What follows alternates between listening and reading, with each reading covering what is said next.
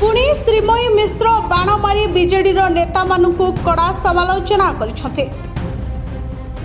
निजर Facebook post रे कहते 2024 निर्वाचन में दलीय ब्यानर बिजुबाबू को हटाई तमिल जॉई फोटो को स्थान देवार परिणाम तो राज्यवासी दे सारी 24 वर्षर सरकार पड़ाइला सही भंड सन्यासर चाटुकार होई सालिश कला और नुआपड़ावासी भी कड़ा जवाब देले यहाँ भी तमिल मोह तुटुनी।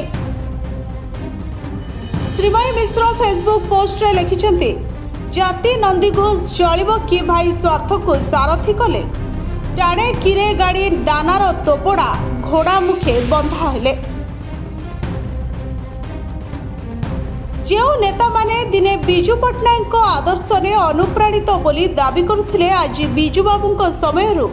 राजनीति करुछु बोली गर्व करुथिले आम मानू बिजू बाबू आदर्शर कथा कहूथिले सही आग धाड़ीर नेता माने आज नीरव कहीं बिजू बाबू नाम गठित राजनैतिक दल रे रही निज स्वाभिमान और आदर्श सह सालिश कौन पाई एबे पुणी केउ भय घारिछे दलर दयनीय स्थिति परे मध्य सुधारिबा पाई मुह खोलिबा को डर कहीं किछि नेता तो केवल मुंड बिक्री करी चुप रहिछन्ते बरं तमिल आदर्श को सुहाइबा भली आचरण भी करुछन्ते तमिल बहु हाथ में दल को टेकी देवा पाई एबे संघबद्ध भाव में राजनीति आरंभ कर दैछन्ते ये कौन आपण मानकर बिजु आदर्श 2024 निर्वाचन में दलीय ब्यानर रु बिजु बाबू को हटाई तमिल जॉई फोटो को स्थान देवार परिणाम तो राज्यवासी दे सारी